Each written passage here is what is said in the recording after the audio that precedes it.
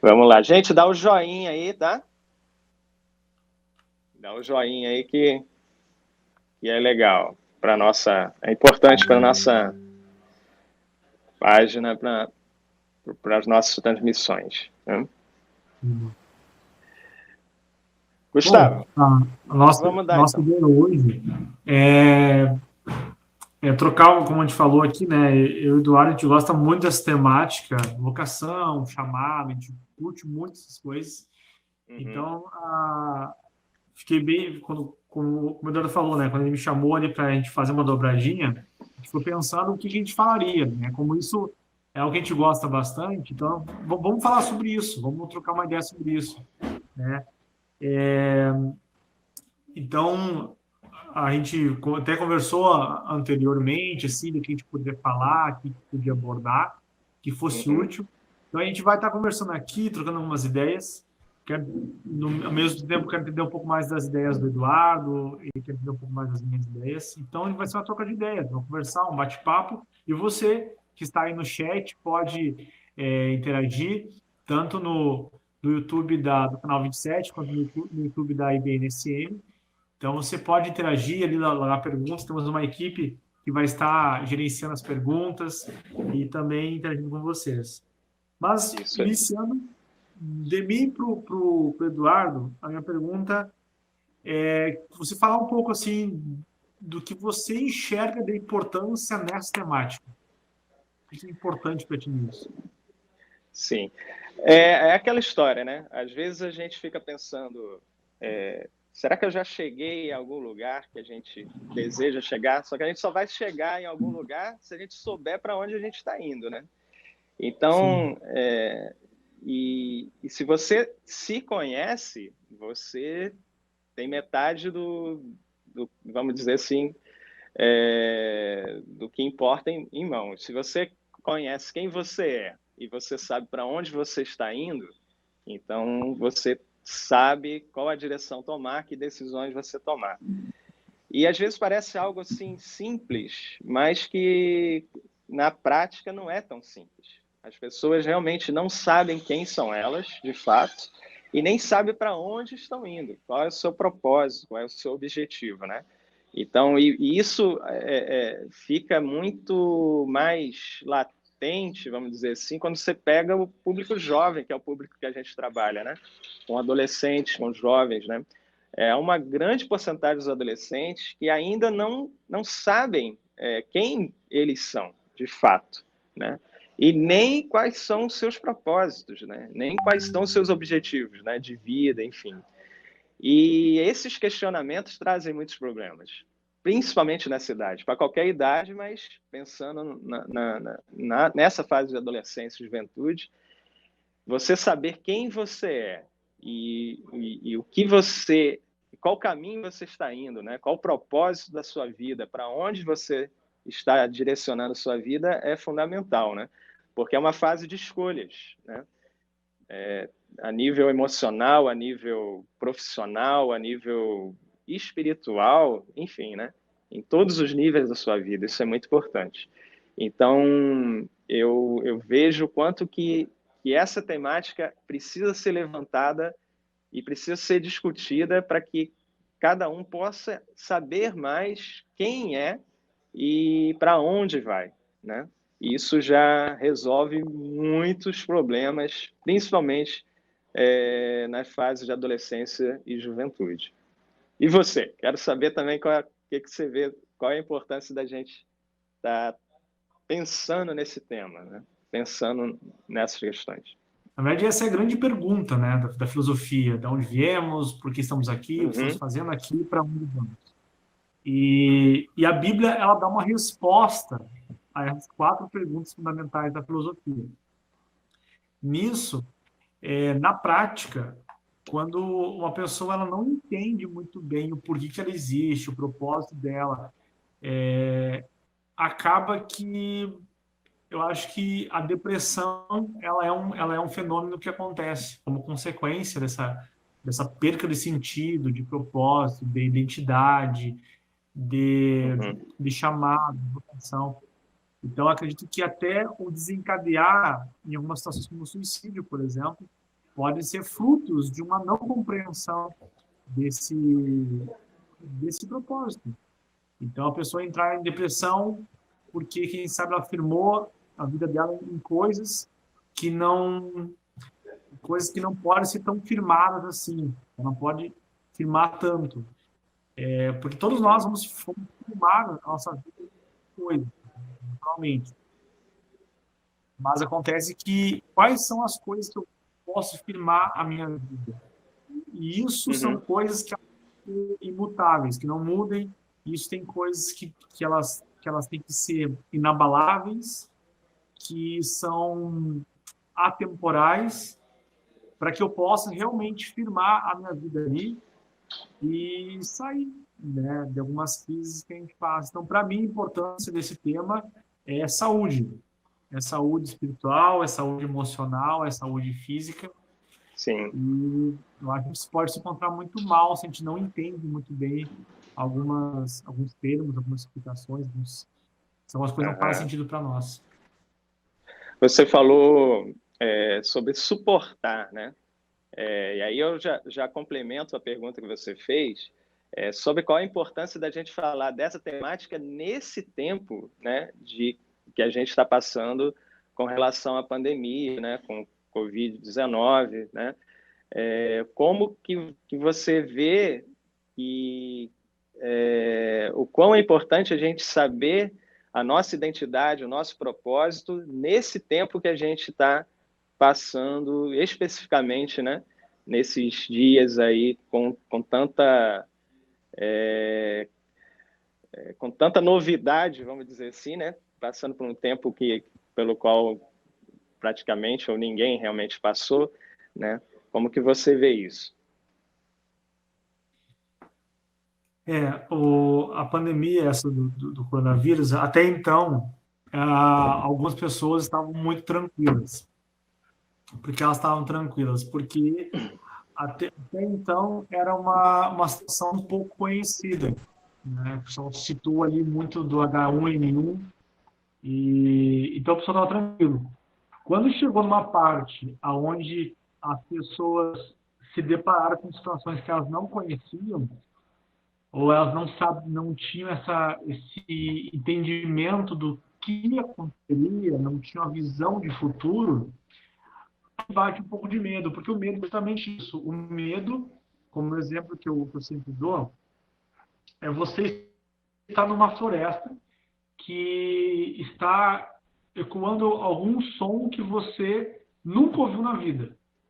E está tudo escuro, você não identifica de onde vem aquele som, você não consegue identificar o que é aquele som. Então, isso produz em você medo.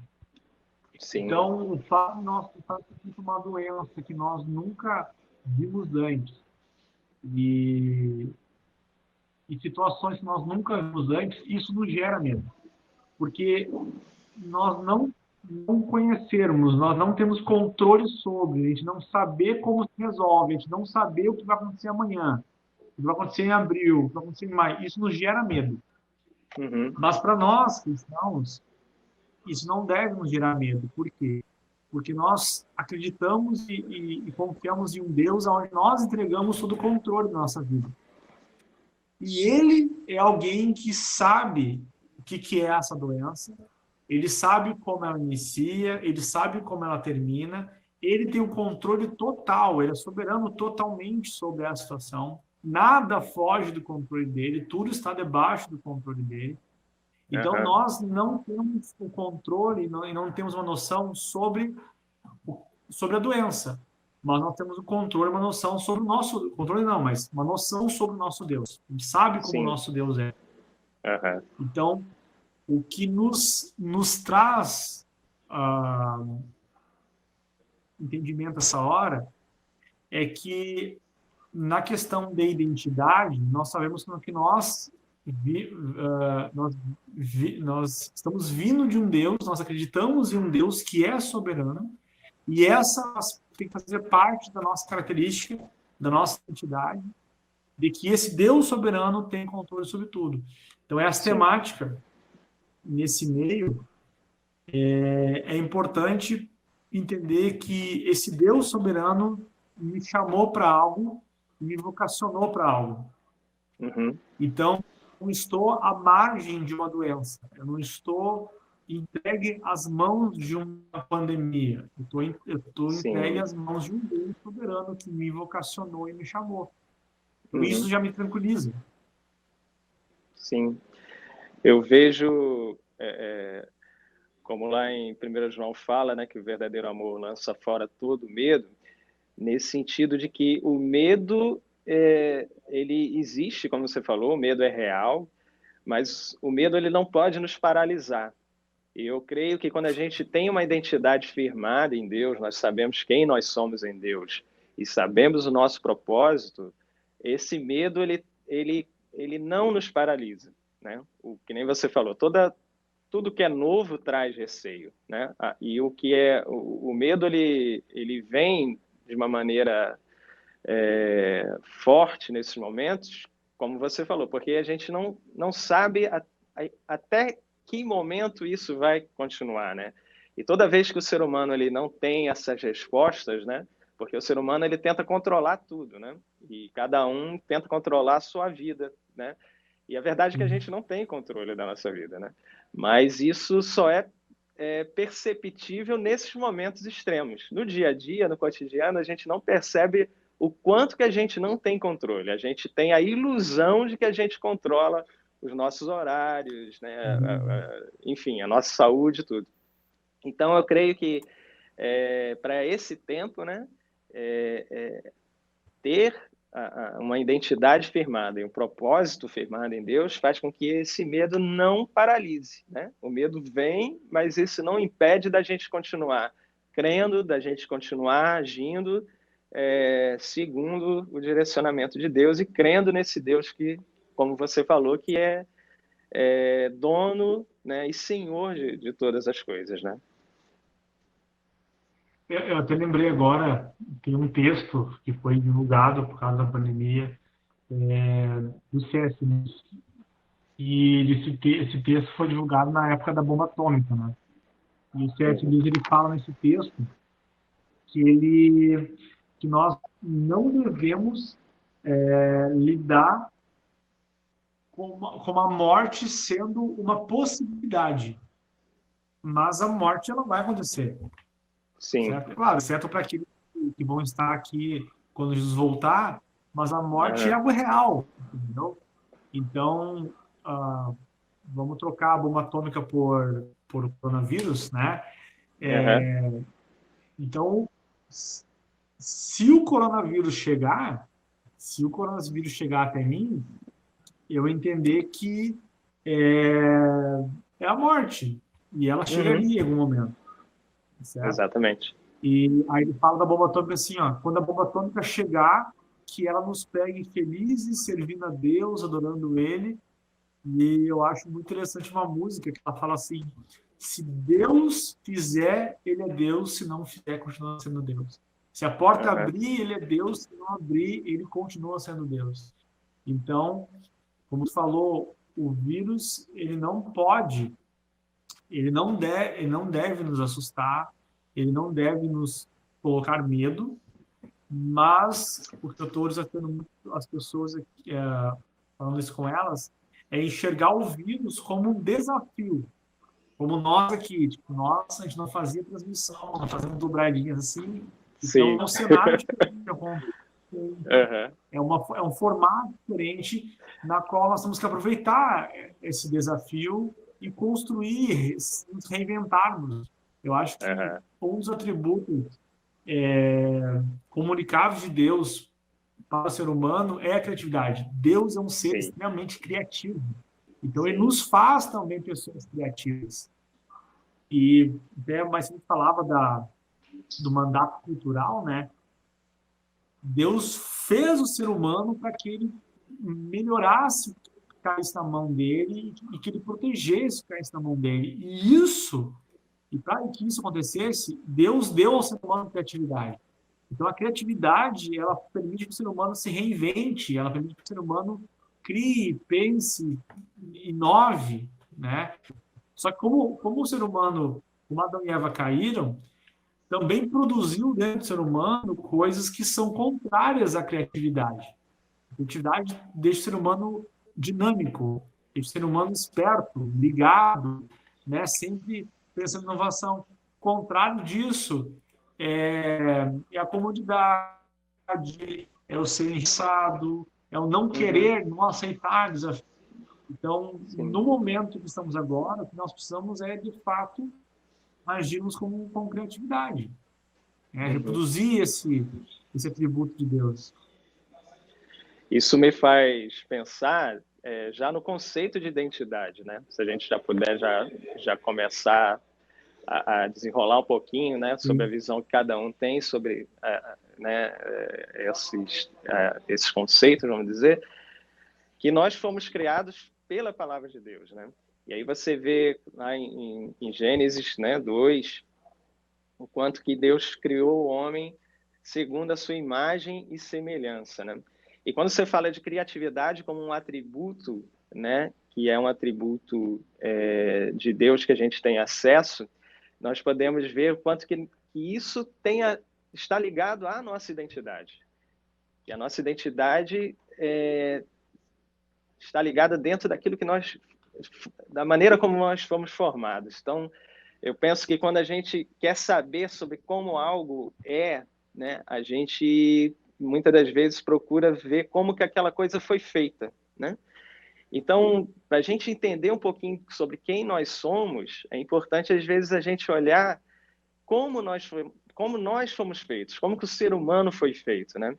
E Deus fala que ele usou a sua palavra e nós fomos formados pela sua palavra, né? Lá em Gênesis 2, se a gente vê, né, no Salmo 139, ou Salmo 33, 9, que fala que Deus falou e tudo veio à existência, inclusive nós, né? E Deus nos fez a sua imagem e semelhança, nos dando esse mandato cultural, como o Gustavo falou, como você falou, né, Gustavo? De expandir aquilo que ele começou a fazer, né? E para a gente poder expandir, nós temos que ter características que foram herdadas desse Deus, né? Como nossa própria identidade, como a criatividade que você falou, né? E a gente pode pensar em várias outras características, né, que Deus colocou em nossos corações, que era o objetivo original, né? E que isso foi perdido com o pecado. Por isso que a nossa identidade de hoje, ela não ela tem um viés do pecado, vamos dizer assim, né? Deus nos criou a sua imagem e semelhança, mas por conta do pecado, por conta da desobediência, por conta do desejo do homem de se afastar dele, nós não conseguimos viver isso de uma forma plena, porque há o viés do pecado interferindo, né, na nossa forma, né, de viver de forma plena como Deus planejou para a gente, para que nós pudéssemos viver, né? Queria que você falasse um pouquinho, Gustavo, da sua ideia também sobre identidade, né? Ou identidade, né? Invocação e chamada, enfim, um pouquinho sobre cada termo, né? O que a gente pode pensar um pouquinho sobre isso. Eu amo uma palavra assim, né, que é o termo propósito existencial. E Uhum. eu gosto desse termo, né, porque eu fico pensando, bom, sempre ouvi falar, ó, você tem um propósito, você tem um propósito. E também tem a questão da contingência, né? Por que existir, não existir. Então, eu gosto desse termo, propósito existencial. E quando a gente Sim. fala de propósito existencial, a gente fala de três palavras, que é identidade, chamado e vocação. Quanto à Uhum. identidade, que é o nosso ponto agora, eu acho... O que eu entendo? Eu entendo que, como o próprio salmista, Davi, no Salmo 109, ele fala que, ainda sendo substância sem forma, tu já me conhecia, já me chamava pelo nome.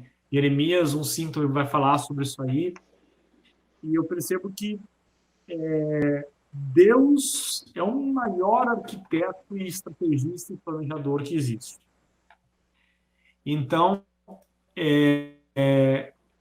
quando Deus, primeiramente, a gente vê que lá em Gênesis 2:5, a gente vai ver que fala que Deus ainda não tinha feito chover sobre a terra, porque ainda não tinha feito o homem.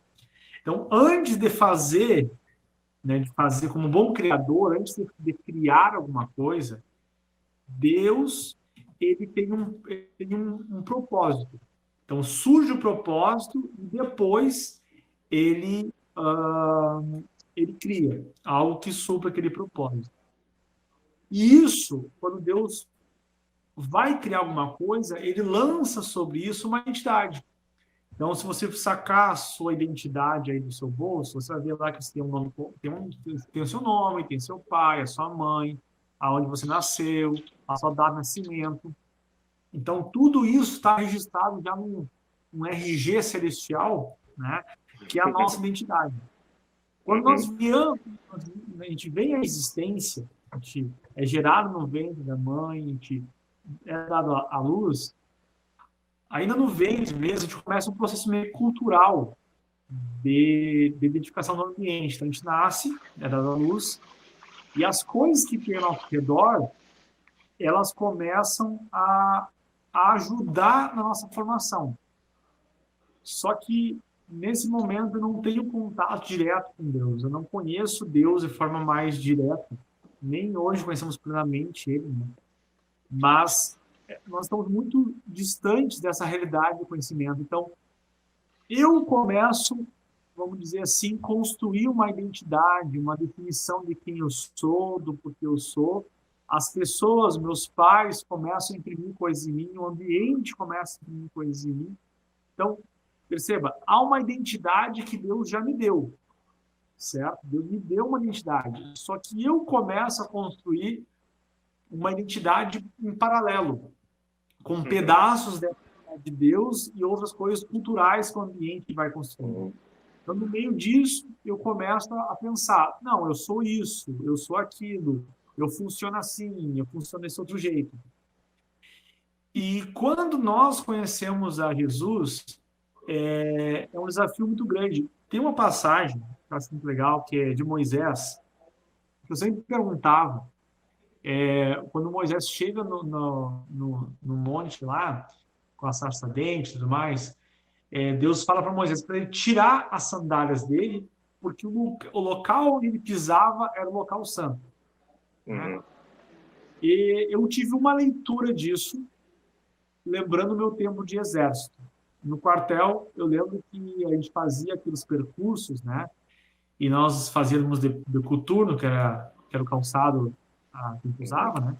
E depois de todo aquele percurso, a gente ficava uma crosta gigante de barro, né? Era quase um outro calçado que nós tínhamos ali.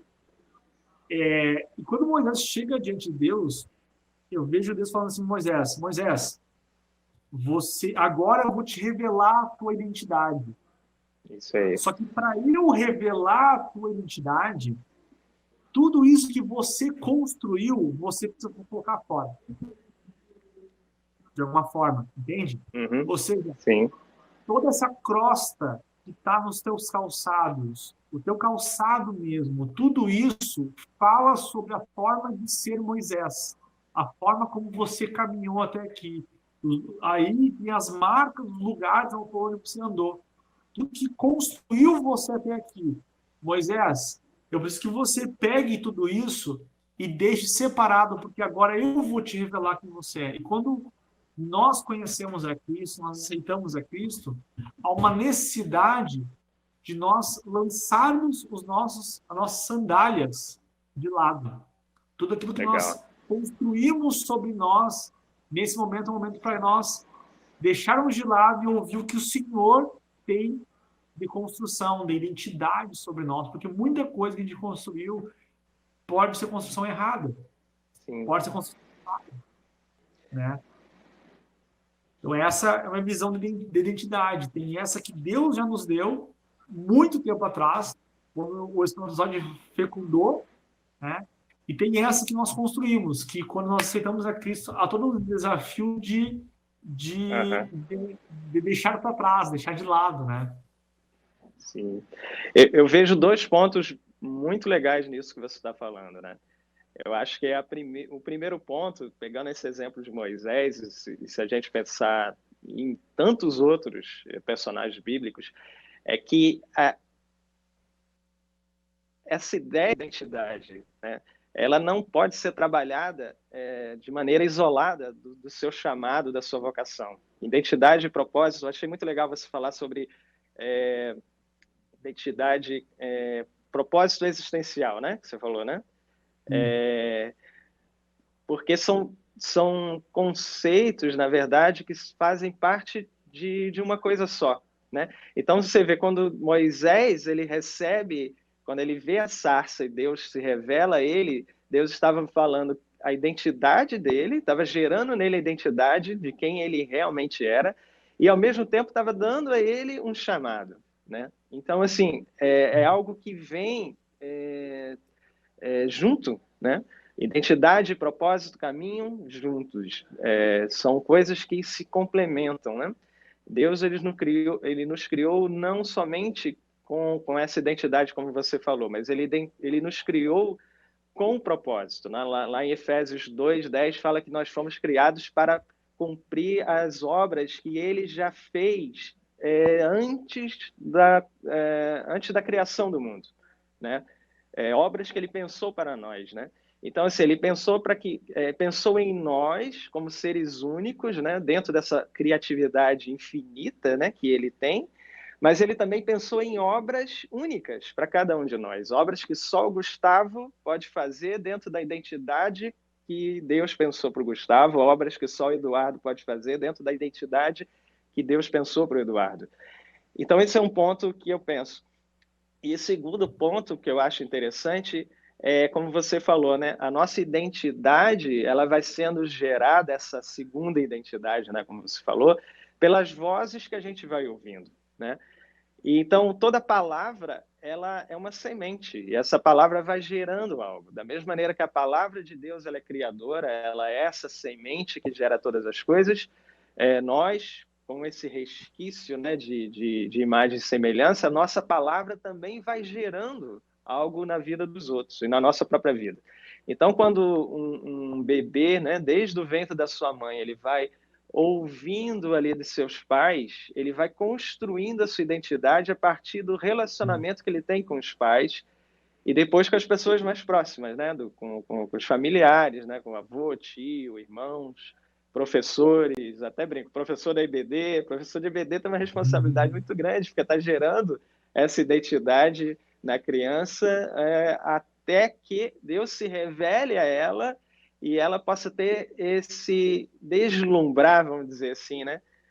Dessa real identidade pela qual ela foi criada. Então, assim, eu vejo quanto que a voz de Deus, ela é a única voz que a gente precisa ouvir, ou a voz que vai gerar essa identidade real, porque nós não somos aquilo que nós achamos que nós somos, ou aquilo que a sociedade diz que nós somos, ou aquilo que os outros dizem que nós somos. Mas, em síntese, nós somos exatamente aquilo que Deus diz quem nós somos. Exato. E Deus, eu creio que Deus ele coloca essa responsabilidade, essa primeira responsabilidade para os pais apontar o caminho. Naquele texto que diz que os filhos, né, são como flechas, né, né, e feliz, né, o pai que consegue encher, né, a sua aljava.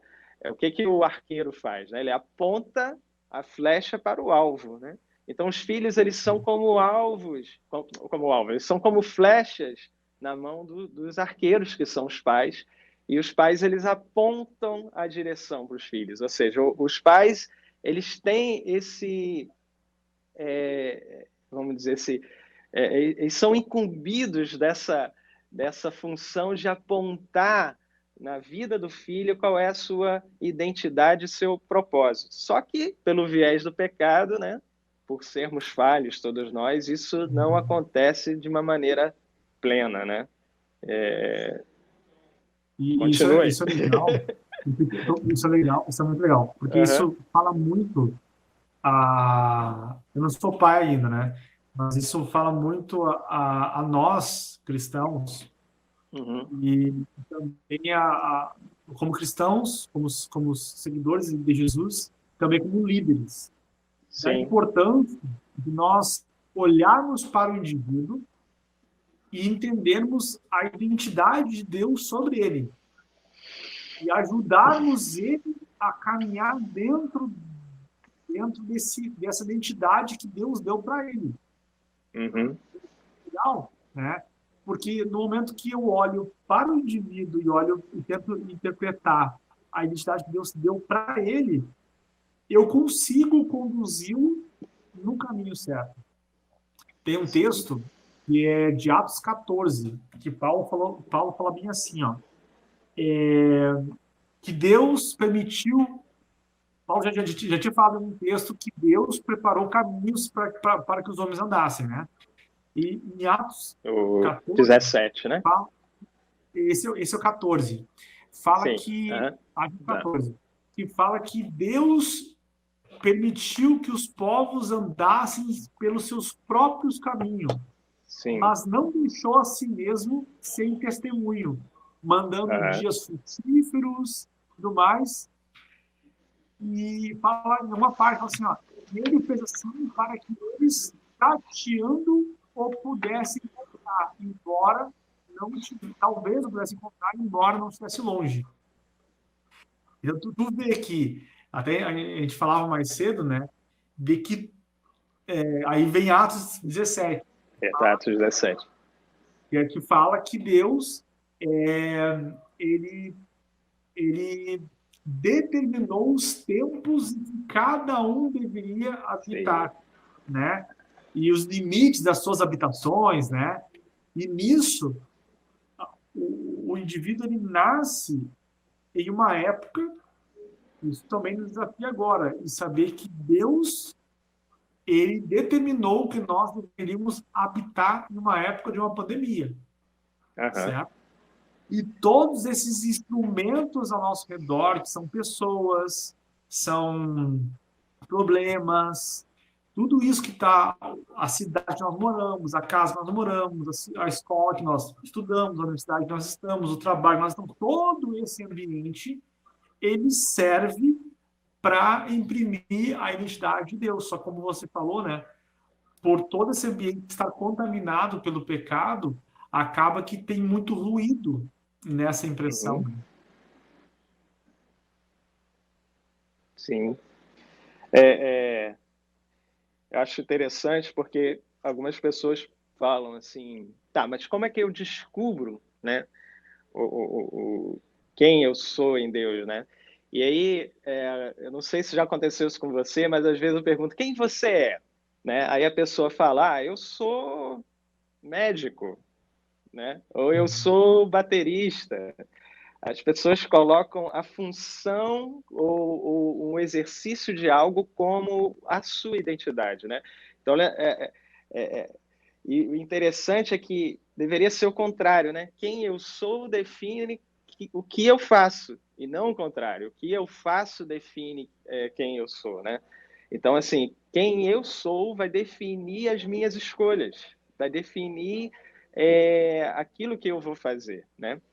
E isso eu acho interessante, porque muitas das vezes as pessoas confundem um exercício, uma função, uma profissão, ou, enfim, qualquer coisa com a relação de quem ela é, né? E isso Sim, eu acho interessante também, né? Isso me veio agora quando você estava falando, né? é verdade. É que eu acho, assim, ó, que todo ser humano ele está correndo atrás de alguma coisa. E eu acho que ele está correndo atrás desse sentido de vida. Uhum, Todo ser humano.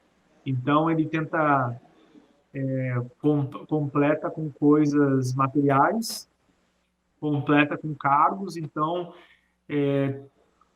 acho que todo ser humano inconscientemente tenta dar essa resposta. Qual é o meu chamado? Por que eu existo? E quando ele não consegue dar essa resposta, quando ele não consegue estar em algo que o faz sentir-se importante, se sentir útil, eu acho que é onde a depressão bate a porta. Uhum. E essa busca, ela está justamente porque o ser humano foi feito com um propósito. Então, o não encontrar isso, vamos dizer que é meio desesperador, né? Sim. Uhum.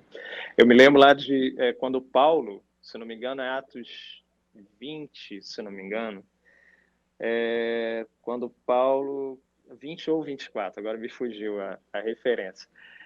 Quando Paulo ele está se despedindo dos cristãos de Éfeso, né, pela última vez, e fala que eles não vão ver, né, e um dos irmãos, né, fala, olha, você vai para lá, você vai ser preso, enfim, e ele diz que o que importa é ele cumprir aquele seu chamado, independente do que vai acontecer com ele, que ele estaria pronto do que viesse a acontecer, aquilo não importa, mas que ele entendia qual era o chamado dele e que o que importava na vida dele era cumprir aquele chamado, né? Então, aí a gente volta mais uma vez nesse sentido, né, de que quando você tem um propósito bem definido, né, aquilo te dá uma energia, aquilo te dá um ânimo, aquilo te dá serve de combustível para você continuar seguindo, independente das circunstâncias, tanto as circunstâncias externas quanto como uma pandemia, quanto os sentimentos, né? Porque assim, sentimentos, eu costumo dizer que ele não pode definir a sua identidade, não pode definir quem você é, porque o sentimento ele é algo dado por Deus como algo que vai te mostrar como você está, né? Por isso que é sentir, né? Sentindo, como você está se sentindo, né? Os sentimentos, ele vai te dizer como você está nesse exato momento para te dar um direcionamento sobre o que você pode fazer com uma necessidade sua agora, né? Então, assim, se você está se sentindo cansado, então você tem que parar um pouquinho e ver se você não consegue, né, descansar um pouquinho para recarregar essa energia. O sentimento ele vem muitas das vezes sem razão nenhuma, né? Um dia você acorda alegre, um dia você acorda triste, entendeu? Então isso não pode definir quem você é e nem aquilo que você faz, né? O seu propósito, a sua O identidade, momento, né? eles têm que estar além dos sentimentos. Você pode acordar triste hoje, mas isso não pode interferir naquilo que você é, em quem você é, e nem naquilo que você está vivendo em Deus, naquilo que Deus te chamou para fazer, né? Acho que é uma coisa também com relação, como você falou, né, da questão da depressão, da doença, né, é algo que serve como um impulso, né, para que você não desista, né? É verdade. Eu vejo que tem pessoas que esse conceito de carpe diem, né? Aproveita o máximo o tempo agora sem se preocupar com amanhã. Ou na demonia, né? Tipo, é como eu estou agora, define quem eu sou. Então eu acordo, como tu falou assim, eu acordo parceiro, então eu, cara, estou pleno, hoje Deus me ama. Aí algo acontece, algo aparentemente ruim acontece com você. Deus não me ama, Deus que deu errado, estou em pecado. Aí logo do caminho um pouco, ai, agora estou feliz, agora tem sentido na minha vida, agora tem propósito. Anda. Só que essa estabilidade, lembrei de um texto agora, ela fala bem assim, olha, não bem a ordem dos textos, tá? Mas o texto, se alguém achar referente aí, ele fala bem assim, ó, homem de ânimo dobre, pensará que Uhum. alcançará de Deus, inconstante em seus caminhos. Então, nós entendermos que esse propósito, ele está muito além do momento. Muito além do momento. Ele vai estar, quem sabe, eu vou enxergar isso, eu vou enxergar isso daqui a 10 anos, eu vou enxergar o resultado daquela minha ação. Mas o meu propósito, a minha identidade, o meu chamado, a minha vocação não estão elencados naquele momento somente.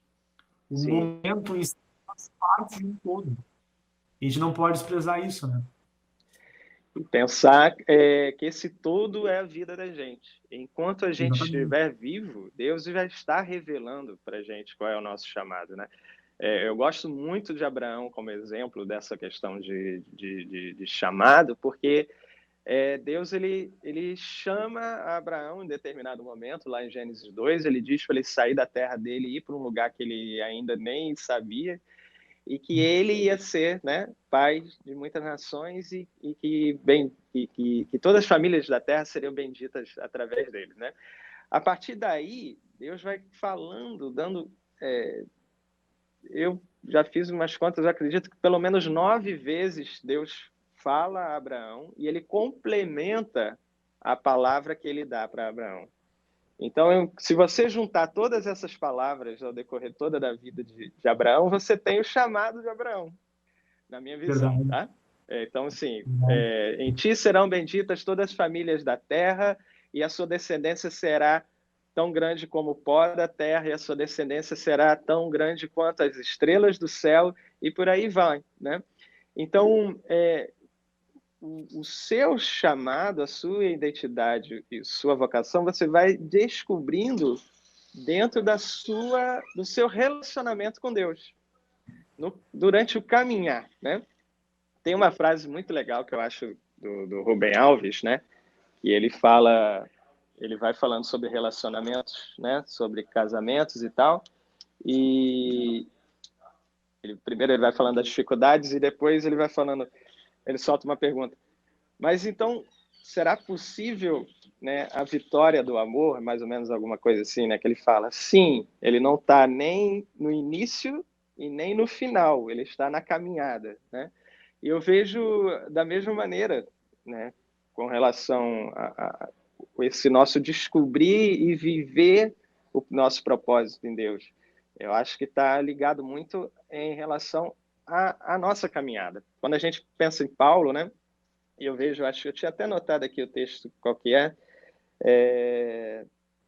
me fugiu agora qual é o texto exato, mas quando Ananias, né, vai orar, né, por Paulo, e ele está com medo porque Paulo era um perseguidor, Deus, né, fala para Ananias, olha, pode ir, porque eu escolhi, né, Paulo para um propósito específico e ele vai sofrer muito né, por conta desse propósito, né, que eu tenho para ele, né?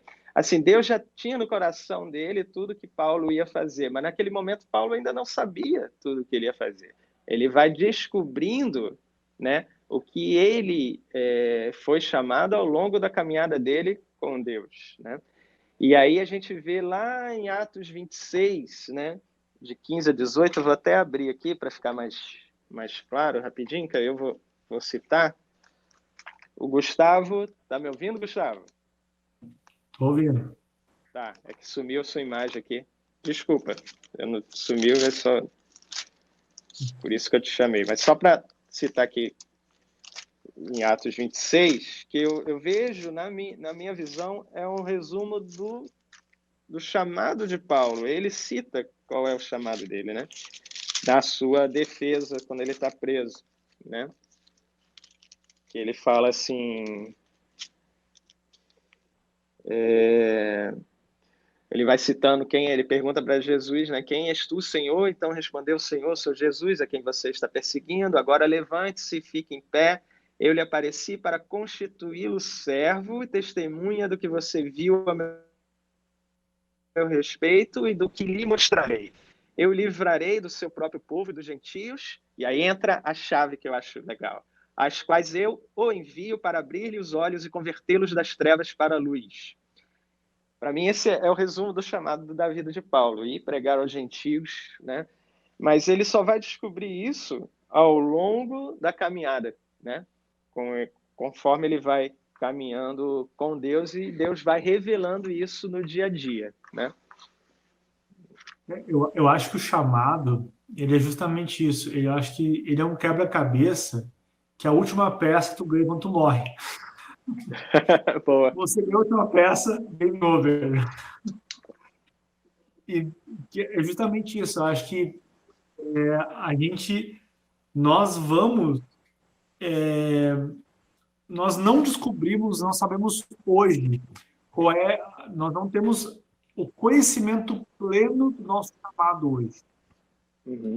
Os fragmentos dele, e com a caminhada, nós vamos juntando esses fragmentos, percebendo desde coisas que fazem parte como ferramentas, como dons naturais, tudo isso, né, o ambiente que nós estamos, a nossa forma de pensar, os traumas que acontecem conosco, as vitórias que nós temos, tudo isso, de alguma forma, são pedaços que a gente vai encontrando, os projetos que nós fazemos e dão certo ou não, né? Tudo isso nós vamos montando. E no final, nós acabamos descobrindo, mas plenamente a gente vai ter apenas algumas noções durante a vida. O que eu acho importante nesse nosso chamado é que o chamado ele nunca vai falar sobre nós mesmos. O chamado não está apontado para nós. Ele vai estar apontado sempre para fora de nós. Sim. A gente falava, a gente comentou mais cedo na nossa prévia, né, sobre o mandato cultural, né? Então, a gente falou ali sobre a questão, né, até mesmo do sagrado e profano, né? Vamos entrar nessa agora, então. Vamos embora. Vamos para treta. Aí tem que ter um espaço para o pessoal mandar pergunta daqui a pouco. Né? Então tá. Senão a gente vai até meia-noite aqui. Pode falar. Olha só. No plano original de Deus, Adão ele tinha um propósito. Se a gente for olhar lá em Gênesis 2, Deus coloca Adão no lado faz um jardim no lado leste do Éden, e ali coloca Adão. E ali ele fala para Adão: a partir daqui você vai lavrar e guardar todo o jardim, todo o Éden, não somente aquele espaço que você está. Esse espaço que você está é o local onde você vai habitar, é a sua morada, mas você vai ter que cultivar e proteger, né, tudo que está além disso, a partir daqui. Então, nisso, tu vê que Deus vem e diz para Adão e diz para Eva que eles deveriam dominar tudo que existia, toda a criação eles deveriam dominar. E antes de Deus dar essa gerência para eles, Deus dá para Adão e para Eva a imagem conforme a semelhança dele, para que Adão e Eva cuidassem de tudo como se fossem Deus. Então eles tinham a mente de Deus, eles tinham a moral de Deus com eles, que os auxiliava a cuidar de toda a criação. Então, esse é o primeiro papel do ser humano, que é o mandato cultural. É o ser humano se envolver com a criação e ele influenciar a criação através da cultura. Então, essa é a primeira coisa. Então, nisso nos abre margem muita coisa, né? Entender que, por exemplo, a gente falava na nossa prévia que antigamente nós entendíamos que uma pessoa com chamado ou vocacionada era somente aquela pessoa que estava dentro do corpo eclesiástico, né? Sim. Ela nem que estivesse no retroprojetor. Mas ali, no momento do retroprojetor, você executa o seu chamado. Parou o retroprojetor, você foi lá, você é enfermeiro, agora você é secular. Né? Como enfermeiro, eu posso estar cumprindo essa primeira missão do ser humano. Sim. Aonde o id, né, ou o indo, nós vemos lá em Mateus 28, ele é algo que acontece por causa da queda do ser humano. Aonde nós temos agora um grupo que tem a revelação especial de Deus e um grupo que tem apenas a revelação geral de Deus. Então, o grupo que tem a revelação especial precisa levá-la até um outro grupo. E isso acontece porque o ser humano, os nossos representantes, perderam esse contato. Então, o ID, o evangelizar, o mandato cultural ele anda em conjunto com o evangelismo. É uma parceria. Sim. Eu vejo que em João 1,12, para mim é a resposta disso que você está falando, porque vou abrir aqui para citar o texto exato, né? Contudo, aos que o receberam, aos que creram em seu nome, deu-lhes o direito de se tornarem filhos de Deus, os quais não nasceram por descendência natural, nem pela vontade da carne, nem pela vontade de algum homem, mas nasceram de Deus. Então eu vejo que Jesus, na cruz, ele restaura esse mandato cultural, né? Ele restaura a nossa imagem e semelhança de Deus, com o Pai, né? E ele restaura isso que havia se perdido, né? Esse mandato, esse propósito inicial, né, de Deus, de continuar expandindo a cultura, né? Acho que não é à toa, né, no seminário que a gente, né, tem feito do Raya, a gente fala em um determinado momento que não é à toa que a primeira profissão do homem foi ser jardineiro, porque cultura, né? Cultura vem de culto, né? Então, assim, cultura vem da palavra culto. Então, cultivar, né? Aquilo que você está cultivando é aquilo que você está, de certa forma, né? Cultuando, né? Então, assim, a cultura de um povo diz muito sobre o Deus a quem aquele povo adora, né? Então, qual é a nossa cultura hoje, né? Por isso que a gente fala muito da cultura do reino, de trazer a cultura do reino, como Jesus fala na oração, né? Né? Na oração do Pai Nosso, como as pessoas falam, de venha a nós o seu reino, né? De vir a sua cultura, para que essa dicotomia entre sagrado e secular, ela não possa mais existir entre a gente. Nós somos chamados para viver o nosso chamado em Deus 24/7, né? E não há distinção, que nem você falou, né? Quando, na minha adolescência, ainda as pessoas chegavam e falavam, você é vocacionado, né? Ou seja, você vai para o seminário, né? O vocacionado era o cara que ia ser ou pastor ou missionário, né? Isso era um problema, porque havia essa dicotomia entre sagrado e secular, né? E entender que hoje o que Deus quer é que a gente exerça a nossa influência e nosso chamado em todas as áreas da sociedade. Então você vê hoje qual a importância dos médicos, dos profissionais de saúde hoje, sabe? Dos enfermeiros, dos pesquisadores que estão atrás, né, de uma vacina, né, para o coronavírus, né? E o quanto que eles podem estar ali exercendo o seu chamado, enquanto eles estão ali influenciando na área de saúde hoje, né? E com os valores do reino, né? Com esses valores que são valores que Deus quer que a gente traga para a sociedade, ou seja, que a gente restaure esse mandato cultural que é continuar expandindo cultura, né? Expandir a cultura de Deus. Então, esse cultivo, o cultivar do jardim, ele era muito mais além do que a plantação em si, né? Mas é trazer a cultura de Deus, né? A cultura, tanto cultura no sentido de plantio, quanto cultura, né, de uma maneira mais ampla, né? Que era para o homem dominar, né, toda a terra nesse sentido, né? Eu vejo isso. E só um detalhezinho, você falou de chamado, né? Eu tinha anotado aqui, a palavra chamado, Gustavo, ela aparece em torno de 700 vezes na Bíblia, né? E uma dessas palavras no Novo Testamento é o Kelel, né? Eu acho que você tinha comentado hoje de tarde comigo. E no Antigo Testamento a palavra cara, né? Que tem o sentido de convocar, de convidar, de comissionar alguém a fazer algo, né? Então eu achei muito interessante essa quantidade de vezes que aparece para saber o quanto que é importante, né? O quanto que isso está dentro do plano de Deus para a gente. Importante, né? Se repete muito porque é importante, né? Exatamente. Não está aparecendo muito porque tem algo aí, né? Vamos abrir para as perguntas? Vamos. Eu queria propor Desculpa. Eu queria propor um para divulgar. exercício. Fala, Gustavo.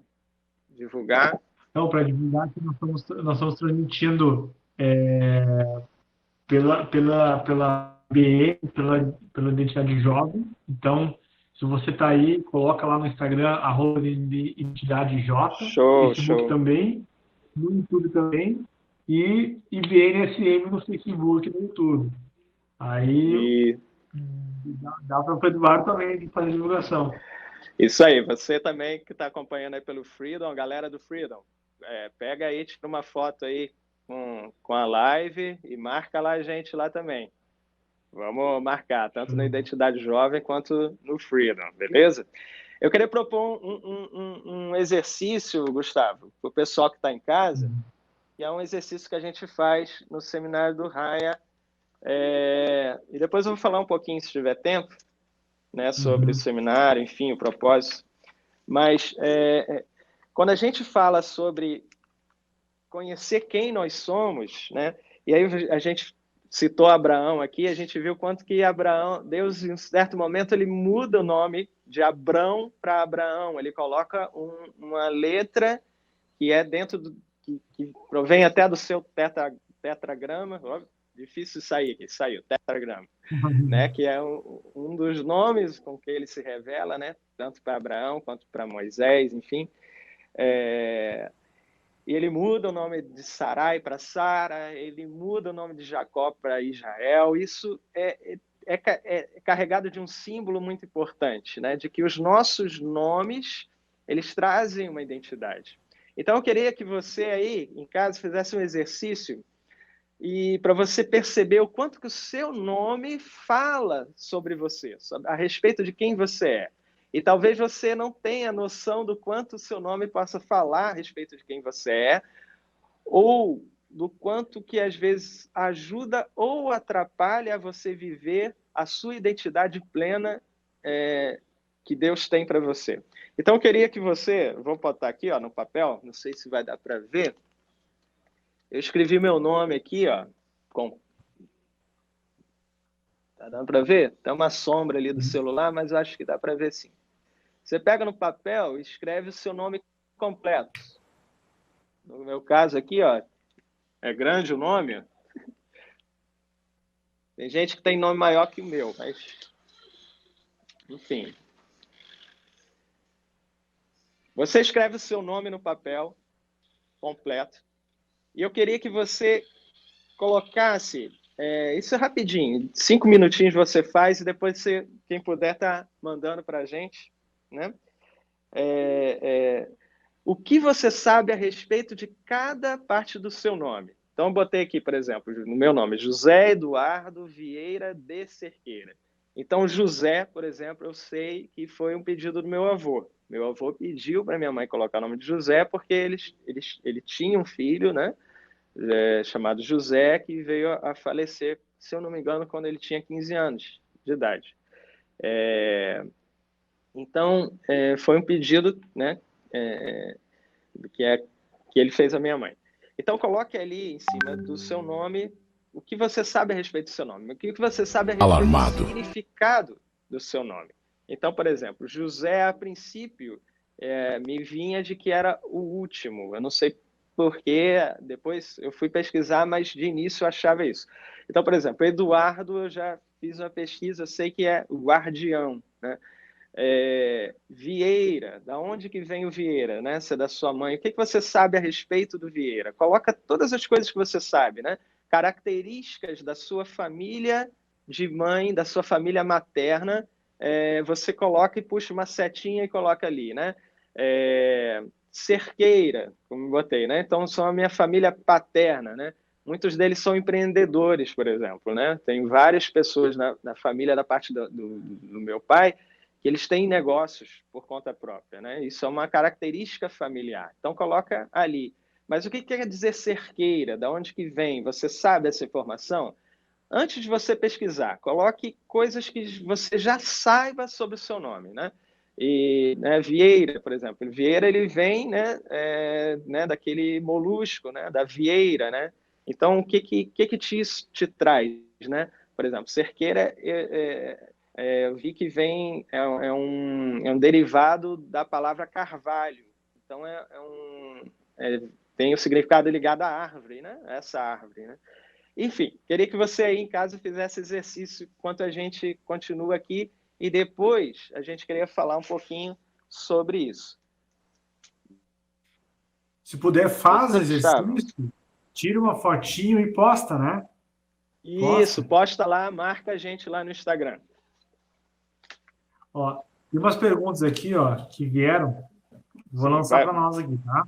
Beleza. Tem uma aqui, ó, do Jorge. Eduardo, fala mais sobre a diferença entre chamado e missão. Chamado e missão. Vamos lá. Tem uma visão que diz que a gente poderia resumir de uma maneira bem sintética, né? Vamos colocar assim várias visões, né? Não, acho que não dá para, né, fechar ou dizer que está totalmente certo ou errado, mas sempre pensando com um pano de fundo bíblico, lógico, né? Baseado biblicamente, de que a nossa vocação estaria em Gênesis 1:28 e o nosso chamado, né, seria aquilo que o Gustavo falou, que é o IT, né, Mateus 28, né, 19 e 20, né? Então nós somos vocacionados, pensando por essa visão, nós somos vocacionados a sermos identidade, imagem e semelhança de Deus, com a missão de ir e cumprir, anunciar a todo mundo o evangelho para restaurar esse mandato cultural, né?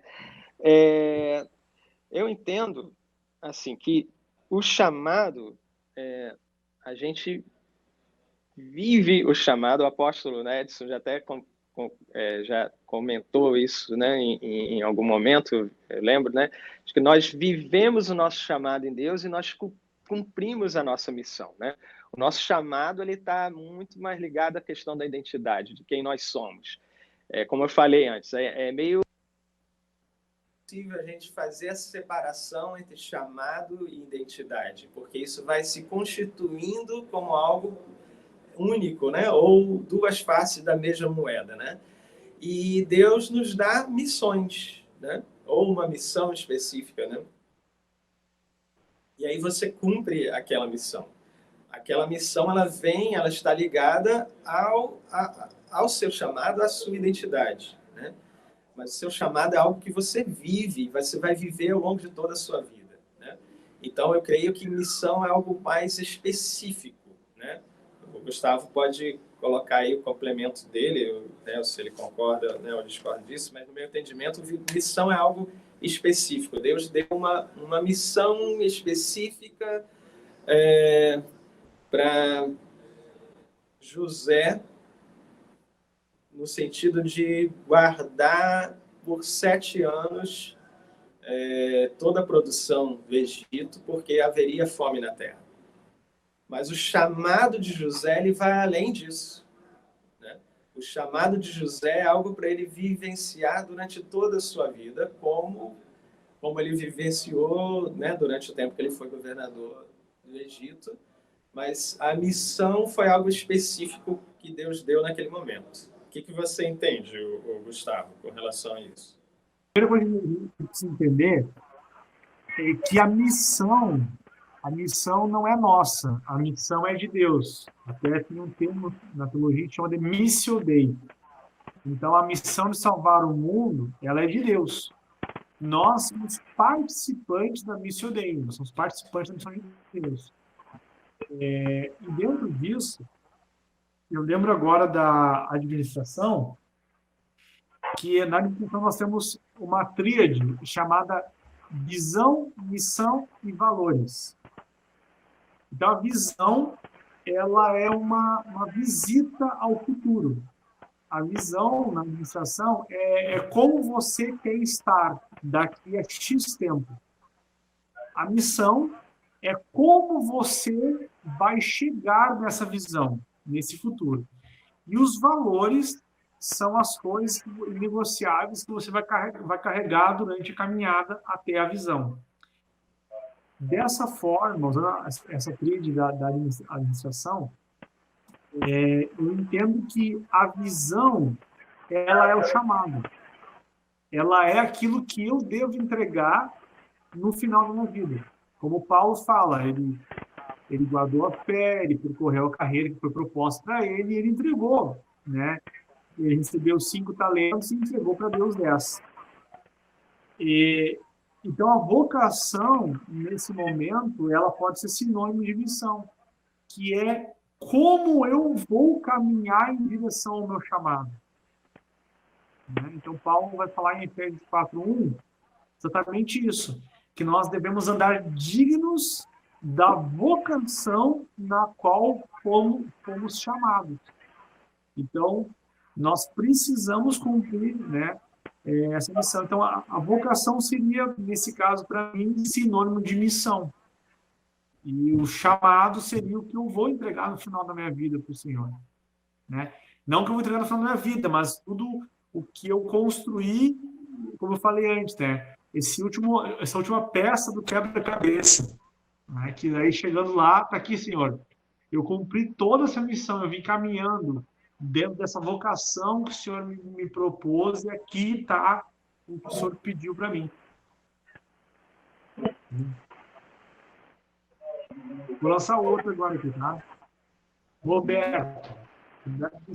Então, Gustavo, se o chamado não é para o que nós somos, posso concluir que é para mostrar quem é Deus a partir de mim? Sim. O Eduardo estava falando um tempo atrás ali, e eu me segurei, mas eu lembrei do texto, assim, que é Romanos 8. É um texto fantástico, Romanos 8. Em Romanos 8 tem um trecho que vai falar bem assim, ó, que a criação, primeiramente, ela aguarda a manifestação dos filhos de Deus. Tá? E Eduardo deu um texto falando que aos que o creram, aos que o receberam, aos que creram no seu nome, deu-lhes o direito de se tornarem filhos de Deus. Ponto. Aí são os filhos de Deus, certo?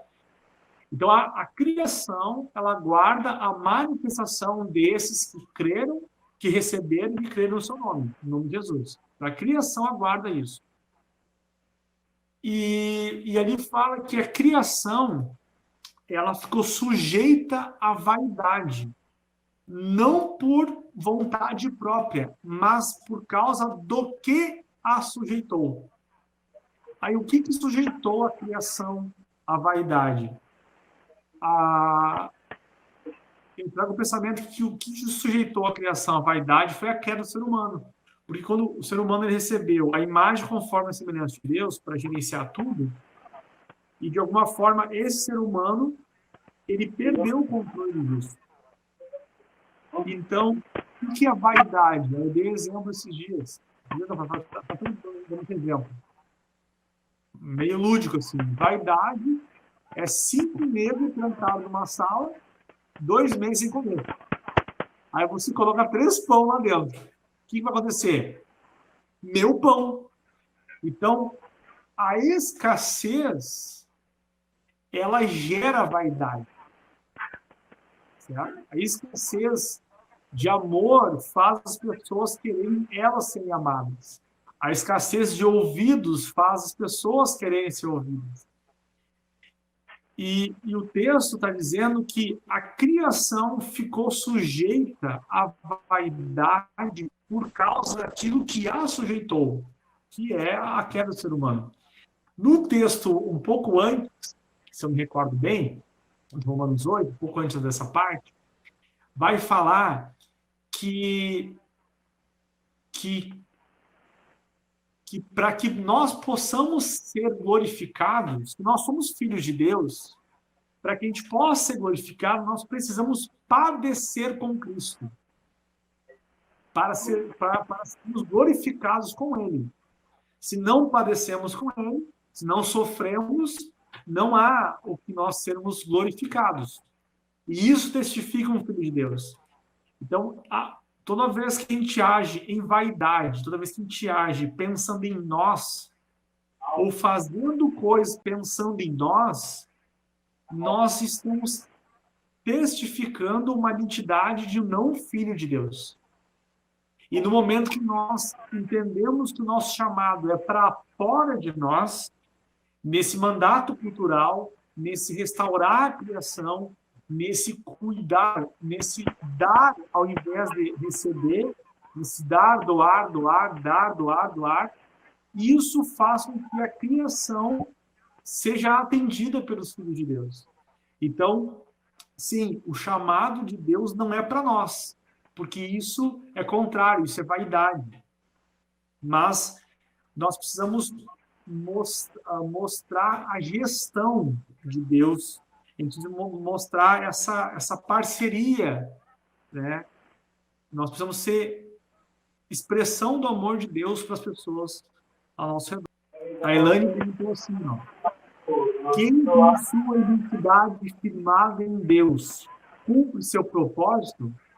Sim, eu acho que o que acontece é que nós, por causa dos efeitos do pecado, nós não conseguimos, de uma forma ininterrupta, estarmos firmados em Deus. E isso é o que faz justamente a gente pecar. Então, a gente está firmado, daqui a pouco a gente firma algo em nós mesmos. Ou a gente firma algo em um outro conceito, alguma outra coisa, e isso faz a gente ter esses resvalos. Mas enquanto nós estamos compreendidos da nossa identidade, que também eu acho que a gente vai aprendendo, a gente vai crescendo, a gente vai nos amadurecendo em áreas da nossa vida, nisso a gente vai descobrindo um pouco mais da identidade nossa em Deus, vamos aprendendo a sermos mais constantes nessa rocha inabalável, e o nosso propósito vai ganhando mais impacto, mais forma. Por isso é importante essa estabilidade nossa, para que nós possamos, de fato, entregar ao Senhor, no final da nossa vida, com mais propriedade aquilo que Ele nos chamou para fazer. O Luan indicou o livro Confissões de Agostinho, muito bom, já li ele na versão digital, não todo ele, mas boa parte dele é muito bom.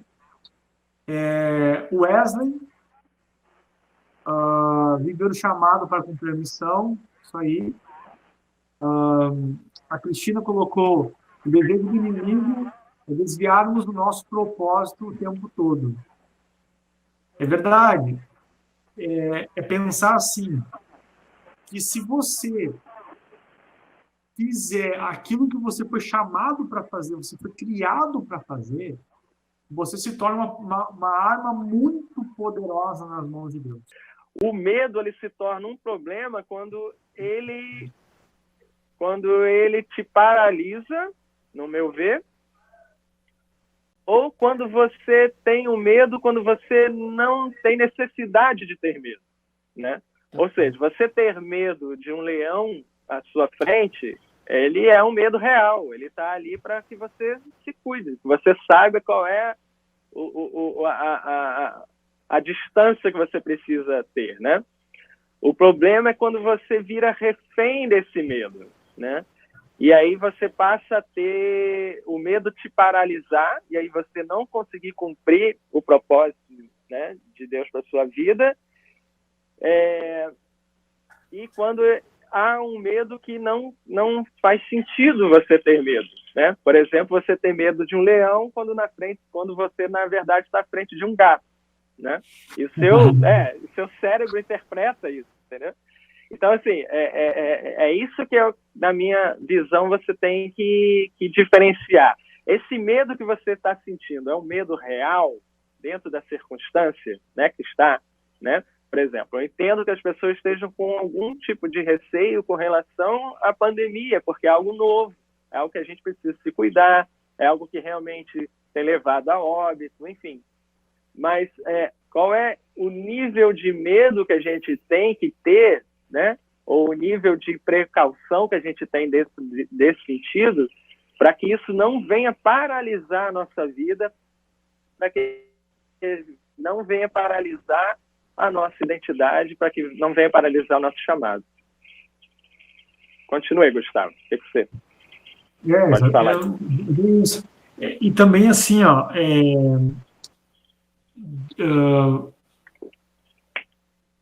uma coisa que eu gostei muito que você falou é que o medo não pode nos paralisar, certo? É diferente do zelo, do cuidado, né? De eu analisar algumas situações para ver se o caminho é realmente aquele. Isso é diferente de medo, certo? Uhum. Mas eu achei muito boa a sua colocação. Até tinha um pensamento aqui, mas acabei vidrado no que você estava falando e esqueci. Mas está muito bom, muito bom. Tem outro aqui, ver. A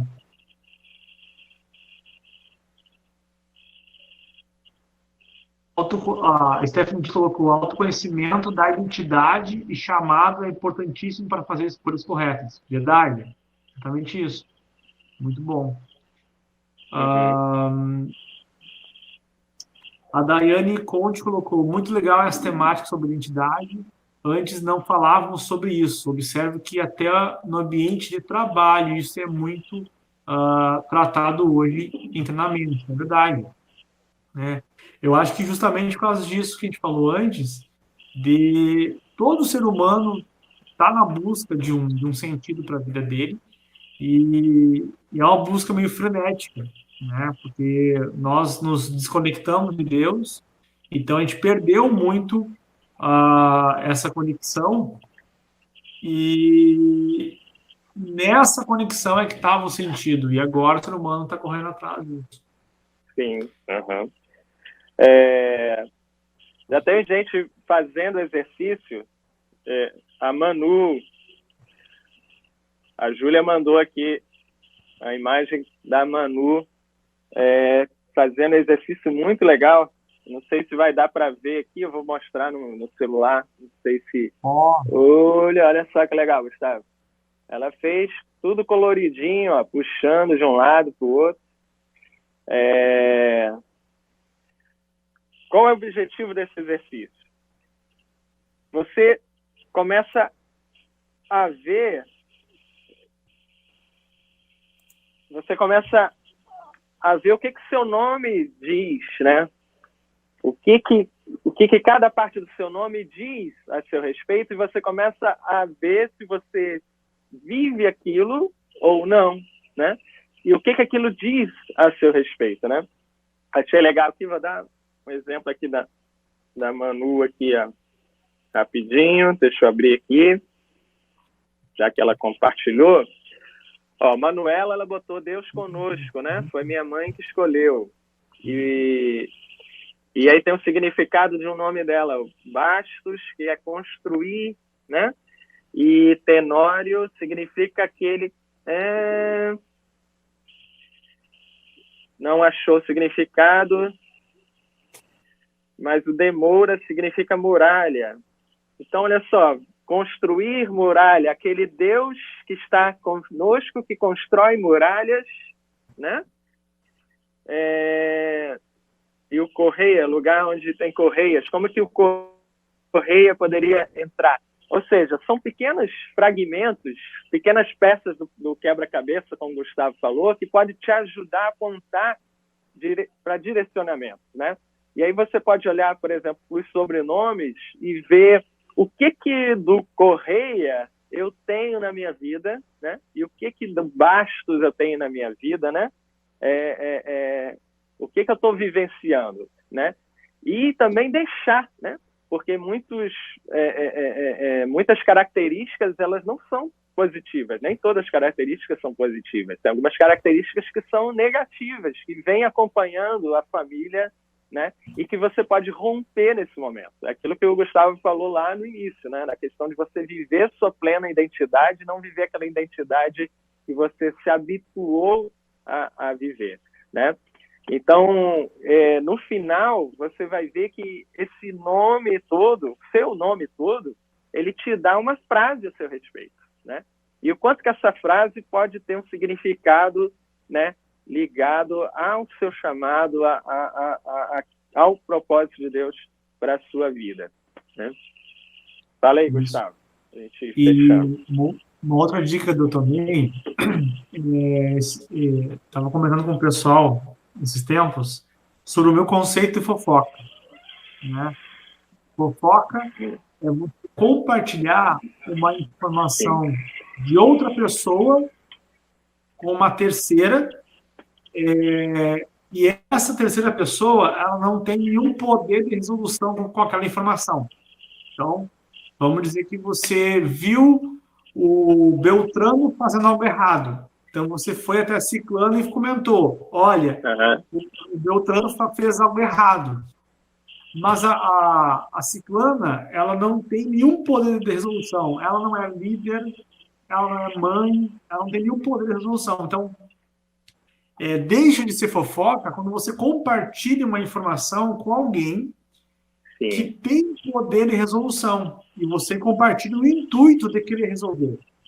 Então, dentro desse pensamento, eu trago que a conclusão óbvia de que o Espírito Santo não é fofoqueiro, né? Então, é você atentar para as coisas que você percebe, porque às vezes nós lidamos como se o Espírito Santo fosse fofoqueiro. De que forma? Pá, tive tal impressão do fulano. Ou Deus me disse isso sobre o ciclano. Cara, se você teve essa impressão, se foi o Espírito Santo que te deu essa revelação sobre alguém, é porque ele quer que você faça alguma coisa. Certo?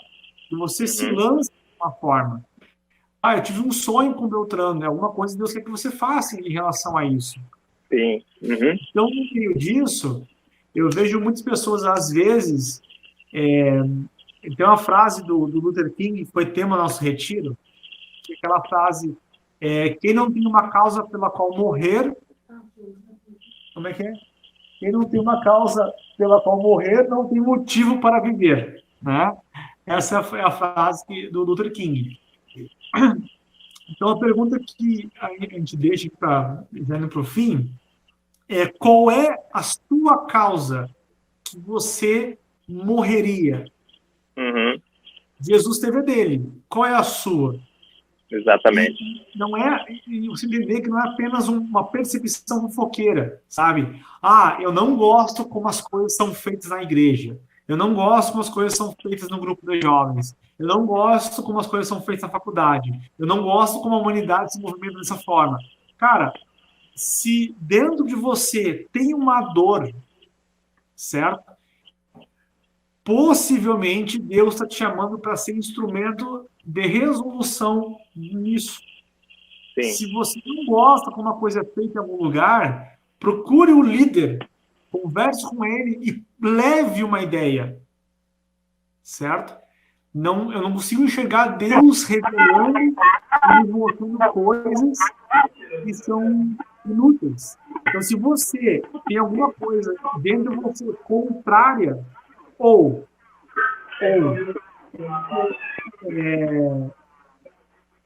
Deus é fofoqueiro, né? Ou você precisa fazer alguma coisa com isso. Ou abandone isso.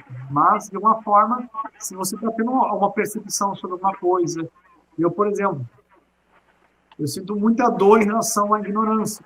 Então, eu sou professor e isso me ajuda a resolver isso, a combater isso. Eu tenho amigos, por exemplo,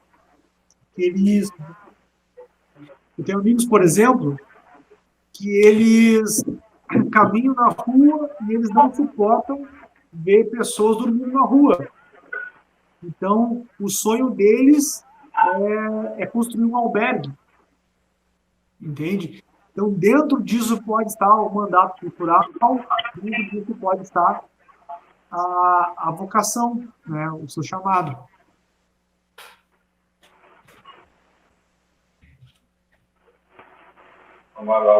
Já vim com água, desculpa. Mas isso aí.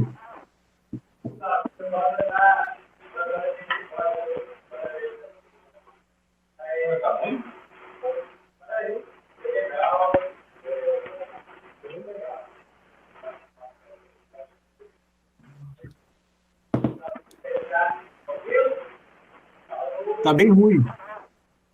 Tá bem longe a voz.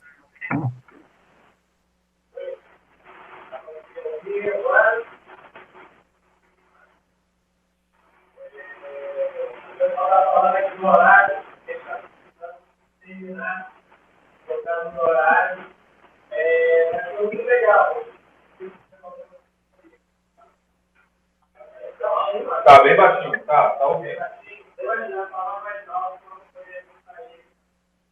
Eu acho que é um tema muito vasto, não dá pra gente mas acho que o que a gente falou aqui, pelo menos a gente está refletindo a importância de cada atividade do nosso chamado de Deus nesse tempo, né? E buscar perguntar para Deus, busca algumas ferramentas, sobre isso determinado momento, outra live, fala mais sobre isso, né? Os votos naturais, falou, né? A gente se preparar para o seminário sobre vocação de seminário, pelo que a figura vai botar, assim que voltar mais ou menos ao normal, né? Nunca mais vai voltar ao normal.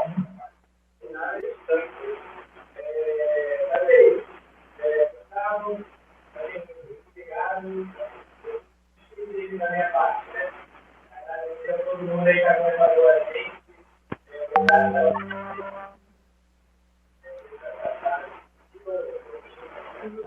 Você dedicado até esse tempo está marcando, está mandando, né?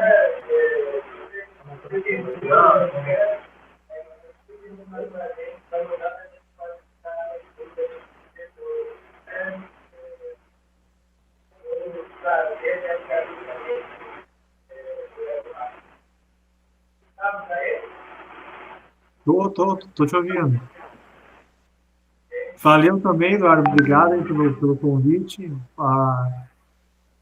Aqui a gente ficaria muito mais tempo. Eu lembro quando eu fui para o Rio lá, a gente ficou até a madrugada. Alarmado. Né? E então é um tema que ele não é, ele se prolonga bastante, porque é um tema muito grande, né? E a relevância dele também é extremamente alta para os nossos dias. Então, muito obrigado pelo convite. Vamos, daqui a pouco, outra hora, fazer uma outra dobradinha aí, a gente traz uma outra temática.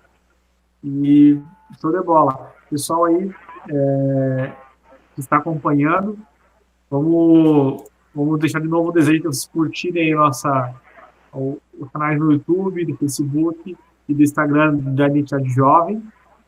Identidade IJ, busca lá.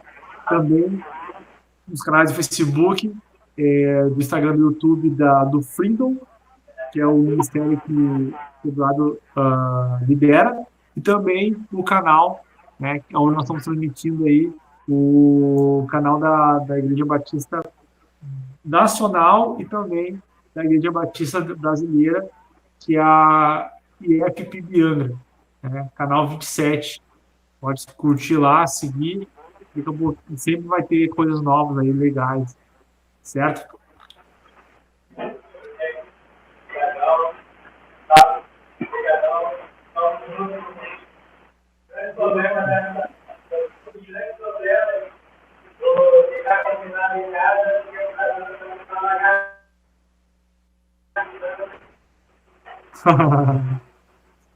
Então tá, beijão, até mais.